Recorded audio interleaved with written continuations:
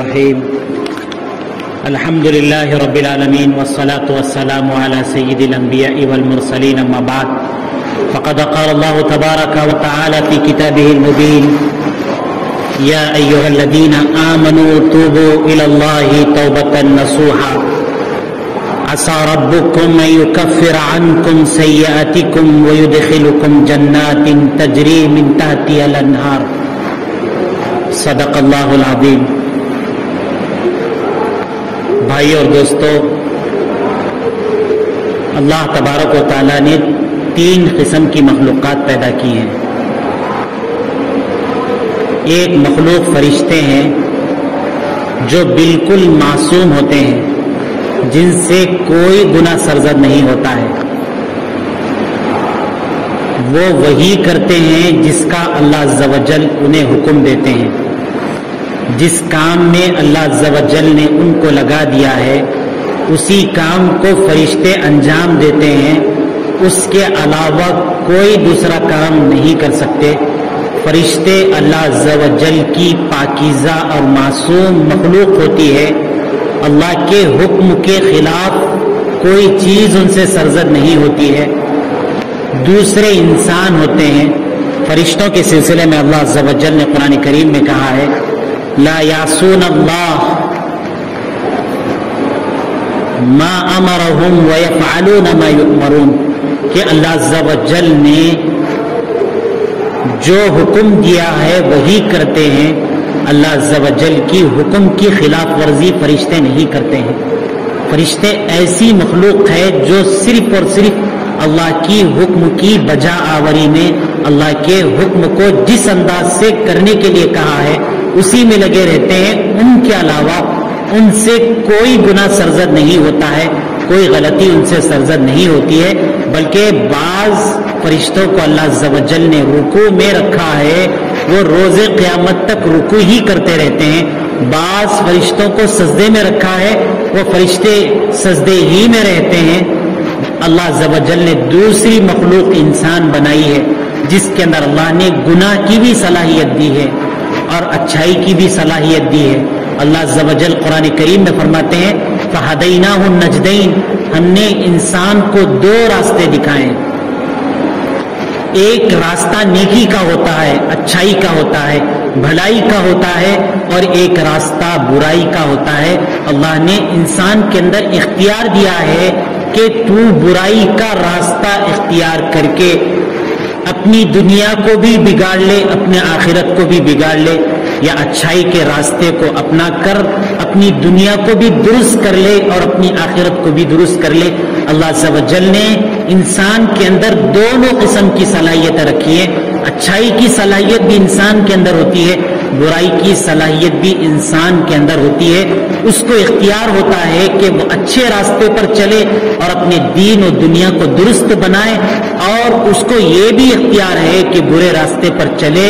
اور اپنے آپ کو اس دنیا میں بھی برباد کر لے اور آخرت میں بھی برباد کر لے۔ اللہ کی تیسری مخلوق نبی ہوتے ہیں، نبی معصوم ہوتے ہیں، ان سے کوئی گناہ سرزد نہیں ہوتا ہے۔ اللہ کے جتنے انبیاء اس دنیا میں آئے ہیں سارے کے سارے معصوم ہوتے ہیں، ان سے کوئی گناہ نہیں ہوتا ہے۔ اللہ عز و جل نے انسان کے اندر جو گناہ کرنے کی صلاحیت دی ہے، انسان سے گناہ جانے میں انجانے میں ہو جاتے ہیں۔ انسان گناہ کر سکتا ہے، انسان کا گناہ کرنا، گناہ میں مبتلا ہونا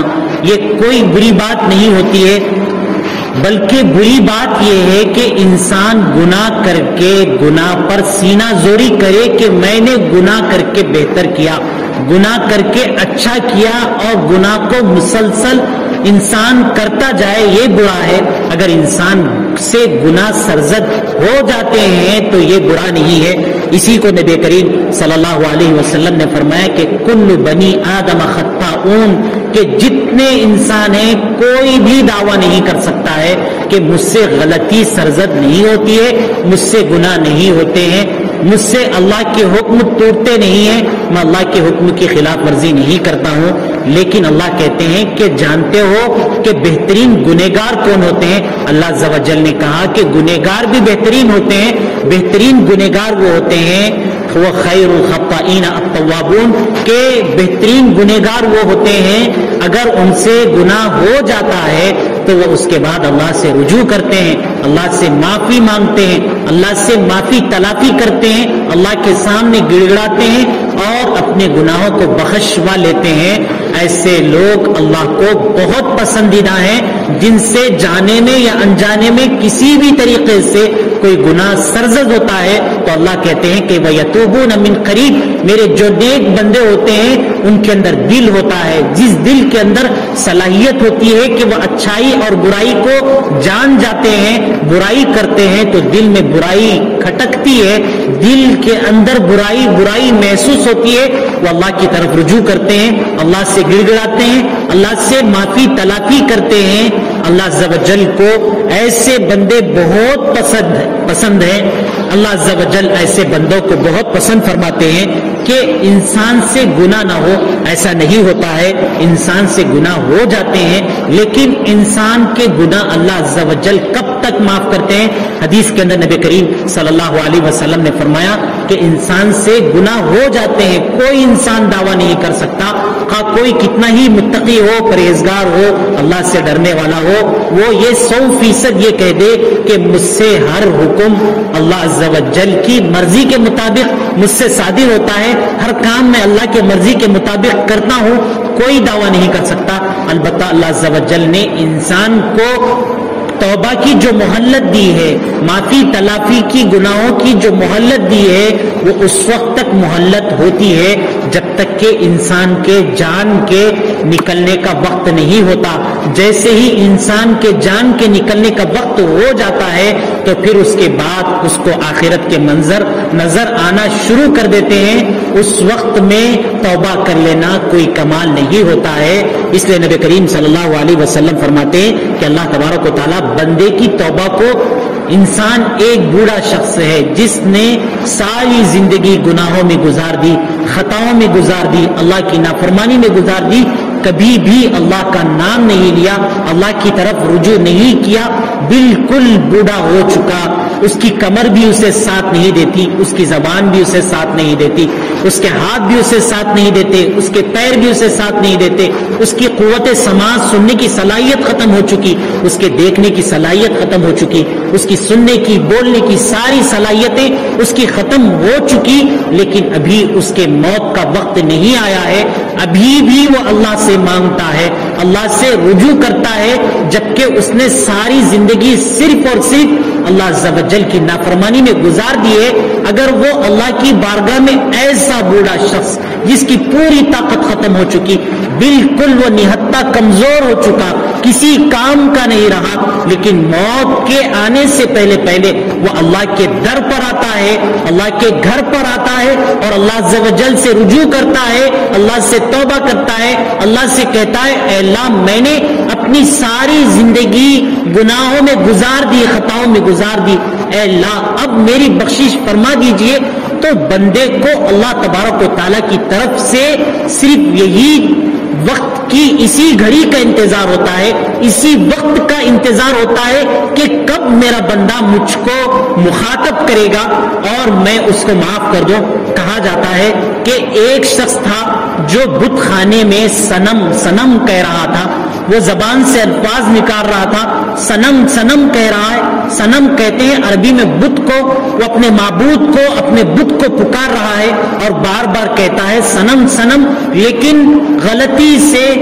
اس کی جگہ پر سمت کا لفظ نکل جاتا ہے۔ قل هو اللہ احد اللہ الصمد کا جو لفظ ہے یہ اللہ کا نام ہے، اللہ کی رحمت اس کی طرف متوجہ ہوتی ہے، اللہ تبارک و تعالیٰ ہر وقت بندے کی طرف متوجہ ہوتے ہیں کہ کب میرا بندہ گناہوں سے معافی چاہتا ہے، اپنے گناہوں کی معافی تلافی کرتا ہے، کب میرا نام لیتا ہے، کب میرا ذکر کرتا ہے کہ میں اس کو بخش دوں۔ اللہ عز و جل ایسے شخص کو بھی بخش دیتے ہیں جو ایک بت خانے کے اندر جو ایک بت کو پکار رہا ہے اور کہہ رہا ہے صنم صنم، لیکن زبان سے نکل جاتا ہے سمد، تو اللہ کہتے ہیں میرے بندے میں حاضر ہوں، تیری کیا ضرورت ہے، تیری کیا حاجت ہے، تو مجھ سے کیا چاہتا ہے، جو چاہے گا میں تجھے دینے کے لیے تیار ہوں، میری طرف تو متوجہ ہو کر تو دیکھ، مجھ سے مانگ کر تو دیکھ، میں تیرے گناہوں کو دیکھوں گا نہیں، میں تیرے گناہوں کی گہرائی کو، تو نے کتنے گناہ کیے ہیں میں اس کی طرف بالکل نظر نہیں کروں گا، میری رحمت بہت وسیع ہے، رحمتی وسعت کل شیء، اللہ کہتے کہ دنیا کی جتنی چیزیں لے لو، دنیا کے اندر جتنی چیزیں ہیں، آسمان ہے، زمین ہے، جتنی بڑی بڑی چیزیں ہیں، اللہ کہتے ہیں کہ میری رحمت اس سے زیادہ وسیع ہے، اس سے زیادہ بڑی ہے، مجھ سے اگر غلطی ہو جاتی ہے تو میرا نام لے لو، مجھ سے غلطی کی معافی چاہو، معافی تلافی کر لو، میں ہر وقت منتظر ہوں کہ تم میرا نام کب لوگے، مجھے میری طرف ندا کب لگاؤ گے، مجھے کب پکارو گے کہ میں تمہاری دعاؤں کو قبول کر لوں اور تمہاری غلطیوں کو معاف کر دوں۔ نبی کریم صلی اللہ علیہ وسلم کے زمانے میں ایک عورت جو جنگ میں قید ہو کر لوگ آیا کرتے تھے، ان کے ساتھ میں ایک عورت آئی، اس عورت کا بچہ گم گیا تھا، اس عورت کا بچہ گم گیا تھا، عورت نے بچے کو ڈھونڈا، تلاش کیا، ادھر ادھر دوڑنے لگی، بچہ جیسے ہی مل گیا، ملنے کے بعد وہ عورت بچے کو لیتی ہے، کبھی اس کے چہرے کو چومتی ہے، کبھی اس کے ہاتھ کو چومتی ہے، کبھی اس کے پیر کو چومتی ہے، کبھی سینے سے لگا لیتی ہے، کبھی سینے سے چمٹا لیتی ہے۔ رسول اللہ صلی اللہ علیہ وسلم نے اس عورت کو دیکھ کر فرمایا کہ جانتے ہو کہ یہ عورت اپنے بچے سے کتنی محبت کرتی ہے کہ یہ بچے کو اپنے سینے سے لگا رہی ہے، اس کو چوم رہی ہے، چاٹ رہی ہے، اللہ کی رحمت جانتے ہو کتنی بڑی ہے۔ اس کے بعد نبی کریم صلی اللہ علیہ وسلم نے فرمایا کہ اللہ عز و جل کے یہاں یہ عورت کے اندر جو محبت ہے، ایک ماں کی محبت ایک ہوتی ہے، اللہ عز و جل کی محبت اپنے بندے کے ساتھ ایک ماں کے مقابلے میں 100 گنا بڑھ کر ہوتی ہے۔ اللہ عز و جل کہتے ہیں کہ میری رحمت کے جو 100 درجات ہیں، اس میں سے صرف ایک رحمت کو میں نے ساری مخلوق میں تقسیم کر دیا ہے کہ ماں بیٹے سے محبت کر رہی ہے، پرندہ اپنے بچے سے محبت کر رہا ہے، جانور اپنے بچے سے محبت کر رہا ہے۔ یہ دنیا کے اندر جتنے محبت کے تم نظارے دیکھتے ہو، دنیا کے اندر ایک دوسرے سے لوگ جو محبت کرتے ہیں، اس میں کا صرف ایک حصہ میں نے لوگوں کو دے دیا ہے۔ اپنی مخلوق سے، اپنے بندے سے میں ان میں سے 99 درجے محبت کرتا ہوں، 99 درجے میرے پاس ہیں۔ میں اپنے بندے سے ہر وقت یہ مطالبہ کرتا ہوں، میں یہ چاہتا ہوں کہ میرا بندہ میری طرف کب متوجہ ہوگا، مجھ سے کب مانگے گا، میرا نام کب لے گا کہ میں اس کے بلانے پر، اس کے پکار کی آواز میں اس کو دے دوں۔ یہ اللہ تبارک و تعالیٰ کہتے ہیں۔ تو بھائیو اور دوستو، آدمی کے مرنے سے پہلے اگر وہ گناہوں سے توبہ کر لیتا ہے، اپنے کیے پر ندامت کر لیتا ہے، اپنی چھوٹی ہوئی نمازوں کو پڑھ لیتا ہے، اپنے چھوٹے ہوئے احکام کو ادا کر لیتا ہے، تو اللہ تبارک و تعالیٰ اس کی توبہ کو قبول کر لیتے ہیں، اور اللہ تبارک و تعالیٰ اس کے سارے اعمال کو اللہ تبارک و تعالیٰ قبول کر لیتے ہیں۔ ایک جگہ اللہ تبارک و تعالیٰ قرآن کریم کے اندر فرماتے ان تجتنبوا کبائر ما تنہون نکفر عنکم سیئاتکم وندخلکم مدخلا کریما، کہ اللہ کہتے ہیں کہ اگر تم بڑے بڑے گناہوں سے بچتے رہو گے تو چھوٹے چھوٹے گناہ تو انسان سے ہو ہی جاتے ہیں، بڑے بڑے گناہوں سے بچنے کی کوشش کرو گے اور اللہ عز و جل کے حکموں کو پورا کرو گے، نمازوں کا اہتمام کرو گے، زندگی کے ہر لمحے میں، زندگی کے ہر گھڑی میں یہ حکم کو تلاش کرنے کی کوشش کرو گے کہ میں جس عمل میں، جس کام میں، جس وقت لگا ہوا ہوں، میرے اللہ اور میرے اللہ کے رسول اللہ صلی اللہ علیہ وسلم اس وقت کیا حکم دیتے ہیں۔ اگر آدمی پوری توجہ کے ساتھ ان کاموں کو کرتا ہے اور بڑے بڑے گناہوں سے بچتا ہے تو اللہ کہتے ہیں کہ چھوٹے چھوٹے جو گناہ ہوتے ہیں تمہاری نیکیوں کی وجہ سے وہ سارے کے سارے گناہ معاف ہو جاتے ہیں۔ پھر اس کے بعد اللہ تبارک و تعالیٰ پھر جب بندہ اللہ کے سامنے مرنے کے بعد حاضر ہوگا تو اللہ کہتے ہیں کہ ہم اس کو ایسا ٹھکانہ عطا کریں گے جہاں پر اس کو ہمیشہ ہمیشہ رہنا ہوگا۔ جنت ہوگی دنیا کے طریقے سے نہیں کہ اس دنیا میں آئے چند دن رہنا ہے اور اور پھر چند دن رہنے کے بعد آدمی پہ حالات بھی دوسرے طاری ہوتے ہیں. بچپن ہوتی ہے کوئی طاقت نہیں ہوتی ہے, تھوڑے سے بڑے ہوتے ہیں تھوڑی سی طاقت آ جاتی ہے, پھر جوان ہوتے ہیں طاقت مکمل ہو جاتی ہے, پھر اس کے بعد جب آدمی پھر کمزور ہونا شروع ہو جاتا ہے, پھر اس کے بعد اس کے ہاتھ پیر, اس کے دانت, اس کے بال, اس کے جسم کے رواں ہوتے ہوتے ایک ایک چیز اس کا ساتھ چھوڑ دینا شروع کر دیتی ہے. پھر وہ بڑھاپے کی منزل کو پہنچ جاتا ہے, پھر اس کے دن ختم ہو جاتے ہیں, پھر اس کو اپنے آخری ٹھکانے یعنی قبر میں جانا ہوتا ہے. لیکن جنت جس کا اللہ تذکرہ کر رہے ہیں کہ دنیا کے اندر تم اگر اچھے عمل کر کے آؤ گے تو وہ ہمیشہ کے لیے رہنا ہے. اگر وہاں کا تمہیں آرام نصیب ہو گیا, وہاں کی راحت تمہیں مل گئی تو ہمیشہ کی کامیابی مل گئی. کامیابی یہ نہیں ہے کہ آدمی دنیا کے اندر ایک چھوٹا سا گھر بنا لے, کامیابی یہ نہیں ہے کہ آدمی رات و دن محنت کر کے آدمی تھوڑا سا مال اور پونجی جمع کر لے. اللہ کہتے ہیں کہ من زحزح عن النار وادخل الجنۃ فقد فاز. اللہ قرآن کریم میں مسلمانوں کو مخاطب کر کے کہتے ہیں اے مسلمانوں, جانتے ہو کامیابی کیا چیز ہے؟ رات و دن جس کامیابی کی تلاش میں تم لگے ہوئے ہو یہ کامیابی نہیں ہے, یہ صرف دنیا کی زندگی گزارنے کا سامان ہے جس کے پیچھے تم رات دن کی محنت صرف کرتے ہو. اپنی 24 گھنٹے کی زندگی جس جدوجہد کے ساتھ, جس کوشش کے ساتھ تم لگا دیتے ہو, یہ صرف دنیا ہے. یہ دنیا صرف اور صرف گزارنے کے لیے ہے, یہاں رہنے کے لیے نہیں ہے. یہ حقیقی کامیابی نہیں ہے. اللہ تبارک و تعالیٰ کہتے ہیں کہ فمن زحزح عن النار, کہ اگر کسی کو اللہ عز و جل نے جہنم سے بچا لیا, وہ ادخل الجنہ, اور اللہ نے اس کو جنت میں داخل کر دیا, تو اللہ کہتے ہیں کہ مسلمان کی کامیابی در حقیقت یہ ہے رات و دن کی جو محنت ہے یہ دنیا کی صرف ضرورت کو پورا کرنے کے لیے ہے. دنیا کی ضرورت کو پورا کرنے کے لیے ہے. دنیا کی ضرورت کو پورا کیا جائے, اللہ کوئی منع نہیں کرتے ہیں, لیکن رات و دن اللہ کو بھول کر, اتنا بھول کر کہ اللہ کا نام لینا ہماری زبان سے, ہمارے مسلمان ہوتے ہوئے ہمیں اپنی ذات میں, اپنے سلسلے میں سوچنے کی ضرورت ہے, فکر کرنے کی ضرورت ہے کہ ہم زندگی کے 24 گھنٹے گزارتے ہوتے ہیں, ہم کتنے مرتبہ اللہ کا نام لیتے ہیں, کتنے مرتبہ ہم اللہ تبارک و تعالیٰ کو یاد کرتے ہیں, ہمارے کتنے عمل ہوتے ہیں, کتنی حرکتیں ہوتی ہیں جس میں اللہ تبارک و تعالیٰ کا ہمیں دھیان ہوتا ہے. بھائی اور دوستو, کہنے کو تو بہت آسان ہے کہ مسلمان اپنے آپ کو کہہ دیا جائے, اپنے آپ کو مسلمانوں میں شمار کر لیا جائے, کہہ لینا تو بہت آسان ہوتا ہے, لیکن مسلمان ہونے کی حقیقت پر عمل کرنا یہ بہت مشکل ہوتا ہے. اپنے آپ کو مسلمان کہہ لینا بہت آسان ہوتا ہے. قرآن ہمارے پاس موجود, لیکن پڑھنے کے لیے ہمارے پاس وقت نہیں. حدیث ہمارے پاس موجود, لیکن ہمیں جاننے کے لیے ہمارے پاس ہمیں وقت نہیں. اسلام ہمارے پاس موجود, لیکن اس کے مطالعہ کرنے کی, اس کو جاننے کی کوشش کرنے کے لیے ہمارے پاس کوئی وقت نہیں. ہمارے گھر میں دنیا کی ہر چیز آ سکتی ہے, دنیا کی جتنی بدتمیزیاں ہو سکتی ہیں, دنیا کے جتنے گناہ ہو سکتے ہیں سب آ سکتے ہیں. گویا کہ ہمارے گھر میں ہم نے گھر کے باہر ایک بورڈ لگا رکھا ہے کہ سب آ سکتے ہیں, لیکن اللہ اور اللہ کے رسول اللہ صلی اللہ علیہ وسلم کا حکم ہمارے گھر میں نہیں آ سکتا.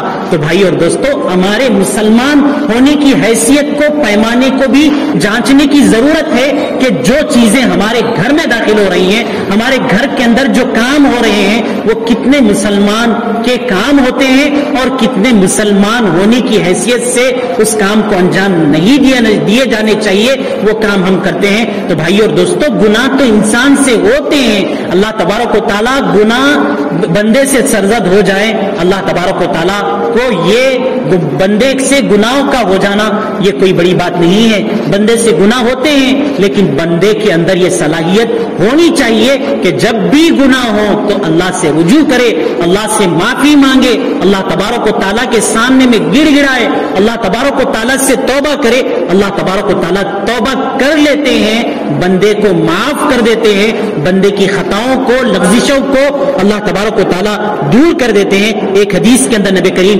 صلی اللہ علیہ وسلم فرماتے ہیں اتق اللہ. ایک مسلمان کو در حقیقت ہمیں بار بار یہ کہنے کی ضرورت اس لیے پڑتی ہے کہ ہم خواہ بولنے والا بھی سننے والے بھی جتنے ہیں کہنے کو تو مسلمان ہیں، لیکن در حقیقت ہماری زندگی کتنے اللہ اور اللہ کے رسول اللہ صلی اللہ علیہ وسلم کے حکم کے مطابق گزرتی ہے۔ نبی کریم صلی اللہ علیہ وسلم فرما رہے ہیں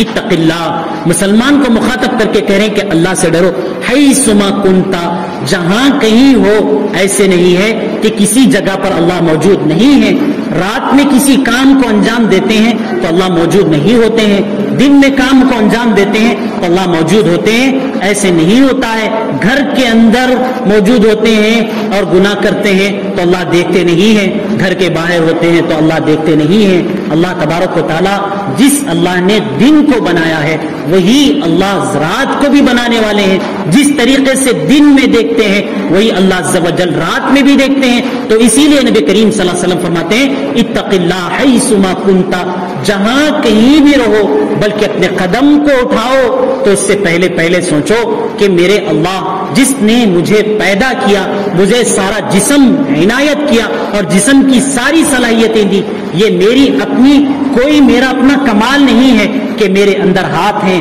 میرے اندر پیر ہیں، میرے اندر ناک ہے جس سے سنتا ہوں، کان ہے سنتا ہوں، آنکھ ہے دیکھتا ہوں، زبان ہے بولتا ہوں، میری اپنی صلاحیتیں نہیں ہیں، صرف اور صرف خدا کی ودیعت کی ہوئی ہیں، خدا کی دی ہوئی ہیں۔ اسی خدا کے سلسلے میں نبی کریم صلی اللہ علیہ وسلم فرماتے ہیں کہ اتق اللہ حیثما کنتا، جہاں کہیں بھی تو رہے،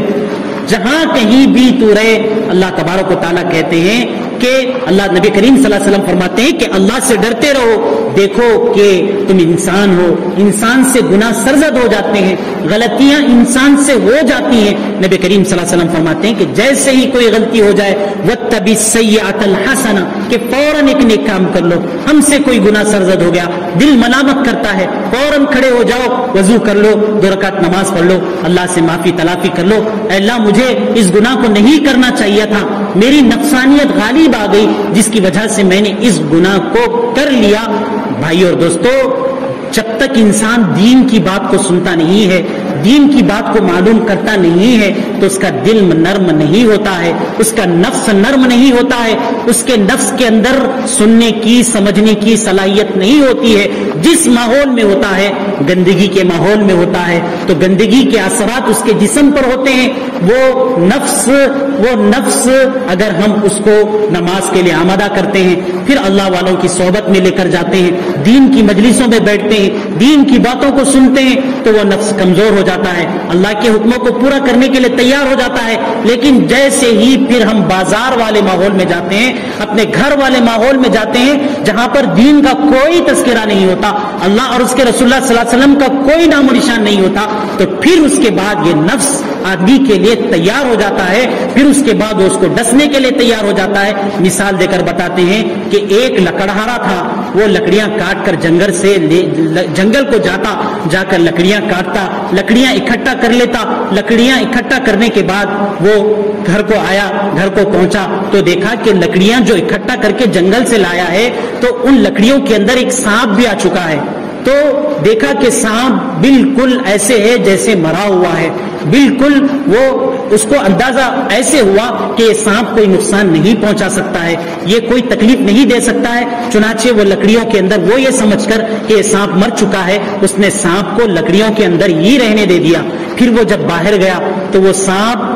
جیسے جیسے اس کو گرمی ملنے لگی، وہ سانپ دراصل زندہ تھا، اس لکڑہارے کو اندازہ نہیں تھا، جیسے ہی گرمی ملنے لگی تو وہ سانپ زندہ ہو گیا۔ تو بھائی اور دوستو، دین کی باتیں سننے سے اسی طریقے سے کہتے ہیں کہ آدمی کے نفس اندر کا جو آدمی کو گناہوں پر آمادہ کرتا ہے وہ کمزور پڑ جاتا ہے۔ پھر جب آدمی نفس پر محنت نہیں کرتا ہے، دین کی باتیں نہیں سنتا ہے، دین کی مجلسوں میں نہیں بیٹھتا ہے، تو پھر وہ سانپ کی طریقے سے زندہ ہو کر انسان کو ڈسنے کے لیے، اس کی دنیا اور آخرت کو تباہ کرنے کے لیے، برباد کرنے کے لیے وہ سانپ تیار ہو جاتا ہے۔ تو بھائی اور دوستو، گناہ انسان سے ہو جاتے ہیں لیکن گناہ پر قائم رہنے والا اللہ کو برا لگتا ہے۔ البتہ گناہ کرنے کے بعد اگر کوئی شخص اللہ سے توبہ کر لیتا ہے، اللہ سے معافی مانگ لیتا ہے تو اللہ تبارک و تعالیٰ اس کے گناہوں کو بخش دیتے ہیں۔ خود نبی کریم صلی اللہ علیہ وسلم فرمایا کرتے تھے کہ میں باوجود اس کے کہ اللہ نے مجھے بخش دیا، بلکہ اللہ نے ہر انسان کے ساتھ اس کا ایک شیطان بنایا ہوا ہے، جس کو اللہ قرآن کریم میں کہتے ہیں قرین کہتے ہیں۔ نبی کریم صلی اللہ علیہ وسلم فرماتے ہیں کہ میرا شیطان مسلمان ہو گیا ہے، تمہارا شیطان مسلمان نہیں ہوا ہے، وہ تمہیں برائی پر آمادہ کرے گا۔ لیکن اس کے باوجود نبی کریم صلی اللہ علیہ وسلم فرمایا کرتے تھے، صحابہ پوچھتے تھے اللہ کے رسول اللہ صلی اللہ علیہ وسلم آپ استغفار اتنا زیادہ پڑھتے ہیں، استغفر اللہ ربی من کل ذنب واتوب الیہ، یہ آپ کا ورد بکثرت کرتے ہیں؟ تو نبی کریم صلی اللہ علیہ وسلم نے فرمایا اللہ نے مجھے گناہوں سے تو محفوظ رکھ لیا، اللہ نے مجھے گناہوں سے محفوظ رکھا ہے، کیا اس کا تقاضا نہیں ہے کہ میں اللہ تبارک و تعالیٰ کا شکر ادا کروں؟ اس لیے میں بخشائے ہونے کے باوجود، میرے گناہوں کے نہ ہونے کے باوجود، میں اللہ تبارک و تعالیٰ سے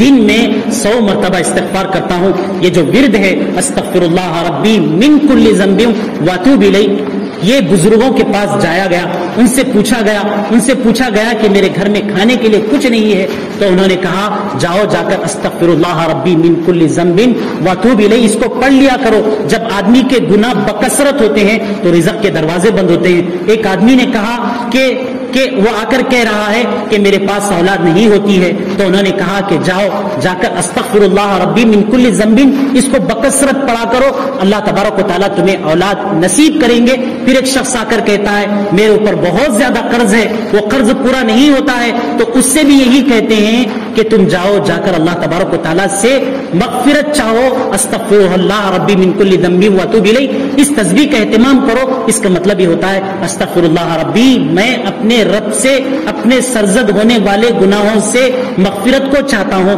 بخشش کو چاہتا ہوں۔ تو چنانچہ اللہ عز و جل جب بندہ اللہ کی طرف متوجہ ہوتا ہے اور اپنے گناہوں کی معافی تلافی کر لیتا ہے تو پھر اللہ کی رحمت اس کی طرف متوجہ ہوتی ہے۔ کوئی بھی مسئلہ ہو کہ کہتے ہیں بزرگان دین کہتے ہیں کہ استغفار کا بکثرت اہتمام کیا جائے۔ زبان ہلانے میں کیا مشکل ہوتی ہے، محنت جد و جہد کرنے میں تو بہت تکلیف لگتی ہے، زبان کو استغفر اللہ ربی من کل ذنب واتوب الیہ، جس عمل میں بھی ہوں، جس حرکت میں بھی ہوں، جس کام میں بھی مصروف ہوں، اس ذکر کا اہتمام کریں۔ اللہ عز و جل زندگی کے اندر برکتیں عطا کریں گے۔ برکت الگ چیز ہوتی ہے، مال و دولت کا حاصل ہونا الگ چیز ہوتی ہے۔ آپ قارون کا خزانہ جمع کر لیجئے، لیکن اگر اس کے اندر برکت نہیں ہے تو پھر اس مال کے ذریعے سے چین نہیں مل سکتا، سکون نہیں مل سکتا۔ جس جگہ پر اللہ کا نام نہیں ہوتا ہے اس جگہ پر شیطان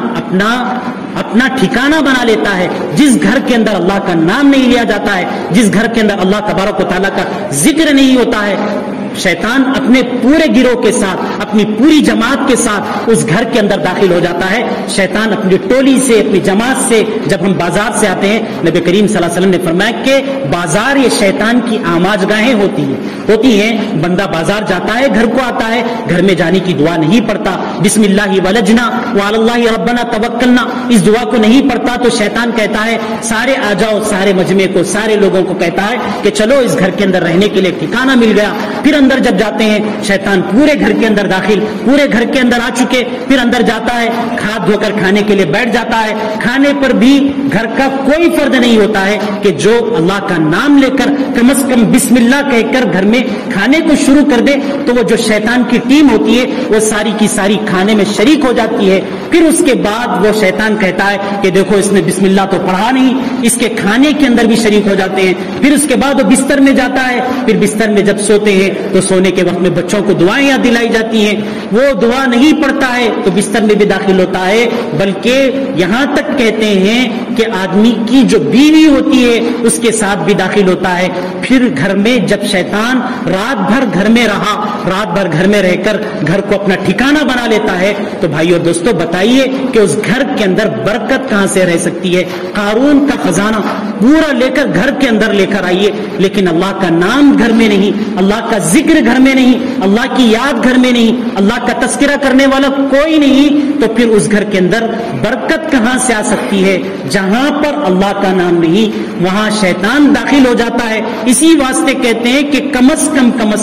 کوئی بھی کام کو شروع کرنا ہے، کسی کام کو بھی انجام دینے جا رہے ہیں تو کم از کم اس وقت کی دعا یاد نہیں ہے تو کم از کم بسم اللہ تو کہہ لیا جا سکتا ہے۔ کہنا آسان ہے، یہ کر لیجئے، یہ زندگی میں اپنا لیجئے. پھر اس کے بعد پیسے بھی کم ہوں گے، دولت بھی کم ہوگی، لیکن اللہ گھر کے اندر خوشحالی اللہ تبارک و تعالیٰ عنایت کریں گے. اللہ تبارک و تعالیٰ گھر کے اندر برکتیں اللہ تبارک و تعالیٰ نازل کریں گے. پیسے کا زیادہ کمانا، پیسے کا زیادہ حاصل کرنا، اس کی وجہ سے گھر میں برکتیں آتی ہیں اور گھر کی ساری ضروریات پوری ہوتی ہے، یہ نہیں ہے. بلکہ برکت اس کو کہتے ہیں کہ اللہ کا نام ہر جگہ پر، ہر موقع پر جس کام کو بھی انجام دے رہے ہیں، اس کام کے اندر جہاں پر ہم نے اللہ کا نام نہیں لیا، اس جگہ پر شیطان شریک ہو جاتا ہے. بھائی اور دوستو، اللہ تبارک و تعالیٰ گناہوں کو معاف کرنے کے لیے بیٹھے ہیں. اللہ کہتے ہیں ما یفعل اللہ بعذابکم، میں تم کو عذاب دے کر کیا کروں گا؟ میں نے جہنم تم کو عذاب دینے کے لیے ضرور بنائی ہے، لیکن میرے تم کو عذاب دینے سے، تم کو تکلیف دینے سے میرا کچھ حل ہونے والا تو نہیں ہے. ما یفعل اللہ بعذابکم ان شکرتم، لیکن یہ ہے کہ تم اللہ کا شکر ادا نہیں کرتے. اللہ نے جو نعمتیں دی ہیں اس کو تم اللہ تبارک و تعالیٰ کا اس پر شکر ادا نہیں کرتے، اللہ پر ایمان نہیں لاتے، جس کی وجہ سے اللہ تبارک و تعالیٰ تمہیں نہ تو دنیا میں چین و سکون حاصل ہو سکتا ہے، نہ آخرت میں چین و سکون حاصل ہوگا اگر زندگی کو اللہ اور اللہ کے رسول اللہ صلی اللہ علیہ وسلم کے حکم کے مطابق نہ گزاری جائے. گناہ ہوتے ہیں، کبھی غلطی سے ہو جاتے ہیں تو کوئی مسئلہ نہیں. ویسے اللہ تبارک و تعالیٰ کو گنہگار ناپسندیدہ ہے، شرابی ناپسندیدہ ہے، زانی ناپسندیدہ ہے، یا کسی بھی قسم کا گناہ کرنے والا ناپسندیدہ ہے. اللہ کو ایسا نہیں ہے، بلکہ اللہ تبارک و تعالیٰ خود کہتے ہیں کہ میری ایک صفت بخشنے کی ہے، میں بخشتا بھی ہوں. میں اگر تم گناہ نہیں کرو گے تو میں ایسے بندوں کو لے کر آؤں گا جو گناہ کریں گے پھر اللہ سے معافی چاہیں گے. رسول اللہ صلی اللہ علیہ وسلم کے زمانے میں حضرات صحابہ جن کو رسول اللہ صلی اللہ علیہ وسلم نے تیار کیا تھا، بعض صحابہ سے زنا بھی سرزد ہو جاتے ہیں، بعض صحابہ سے زنا بھی سرزد ہو جاتے ہیں، بعض صحابہ چوریاں بھی کر رہے ہیں. یہ اس واسطے، لیکن وہ زنا کرنے کے بعد، ایک صحابی تھے معاذ اسلمی تھے، وہ زنا کرنے کے بعد رسول اللہ صلی اللہ علیہ وسلم کے سامنے میں آئے. آپ صلی اللہ علیہ وسلم بیٹھے ہوئے تھے، سامنے سے آئے، آ کر کہنے لگے اے اللہ کے رسول اللہ صلی اللہ علیہ وسلم، مجھ سے غلطی سے زنا سرزد ہو گیا. تو نبی کریم صلی اللہ علیہ وسلم نے اپنے چہرے کو دائیں طرف کر لیا. پھر وہ دائیں طرف آئے تو آپ صلی اللہ علیہ وسلم پیچھے کی طرف مڑ گئے. پھر اس کے بعد اس طرف آئے تو پھر ادھر مڑ گئے آپ صلی اللہ علیہ وسلم. پھر اس کے بعد انہوں نے کہا کہ اب تمہیں شرعی اعتبار سے زمین میں گاڑ کر تمہیں رجم کرنا ہوگا، پتھر لے کر سنسار کرنا ہوگا. تو اس کے بعد نبی کریم صلی اللہ علیہ وسلم نے ان کو سنسار کر دیا. تو جو مدینے کے جو صحابہ تھے وہ سنسار کرتے وقت ان کا جو خون تھا وہ ان کے اوپر گرنے لگا اور وہ اس سے گھن کرنے لگے. تو اللہ کے رسول اللہ صلی اللہ علیہ وسلم نے فرمایا کہ ان کے ایک خون کا جو قطرہ ہے جو انہوں نے توبہ کی ہے، اگر یہ سارے مدینے والے جتنے ہیں ان کے اوپر تقسیم کر دیا جائے تو سب کی بخشش ہو جائے. یہ اگرچہ ان سے گناہ ہو گیا تھا لیکن انہوں نے اللہ سے ایسی سچی پکی توبہ کی تھی کہ جس کی وجہ سے اللہ نے ان کو اتنا معاف کر دیا کہ ان کا ایک خون کا قطرہ بھی اگر کسی کے جسم کو لگ جائے تو وہ اس کے گناہوں کی معافی کے لیے، بلکہ سارے مدینے کے لوگوں کی گناہوں کی معافی کے لیے کافی ہے. تو بھائی اور دوستو، اللہ عز و جل سے ہمیشہ اللہ تبارک و تعالیٰ کے احکام کو پورا کرنے کی، اللہ کی طرف متوجہ ہونے کی اور اللہ تبارک و تعالیٰ کو راضی کرنے کی کوشش کریں. اپنی زندگی کے ہر لمحے میں، اپنی زندگی کے ہر گھڑی میں اللہ کے نام کو شامل کر لیں، ورنہ ساری جدوجہد کر لیجئے، محنت کر لیجئے، لیکن برکتیں ہمارے پاس آنے والی نہیں ہیں، پھٹکنے والی نہیں ہیں. وہاں پر شیطان کا داخلہ ہو جائے گا، ساری برکتیں ختم ہو جائے گی. اگر گناہ ہو جاتے ہیں تو اللہ سے توبہ کیجئے. اللہ کے یہاں توبہ کا دروازہ کھلا ہوا ہے، بلکہ اللہ تو یہ چاہتے ہیں کہ کب میرا بندہ اپنی زبان سے میرا نام لے، میری طرف متوجہ ہو جائے کہ میں اپنی رحمتیں اس کے اوپر نازل کروں. اللہ تبارک و تعالیٰ سے دعا ہے کہ اللہ تبارک و تعالیٰ ایک مسلمان کے انداز میں اللہ تبارک و تعالیٰ کے حکموں کو پورا کرتے ہوئے، رسول اللہ صلی اللہ علیہ وسلم کے حکموں کو پورا کرتے ہوئے، گناہ ہو جاتے ہیں تو توبہ کرتے ہوئے زندگی گزارنے کی توفیق عطا فرمائے. آمین. وآخر دعوانا الحمدللہ رب العالمین.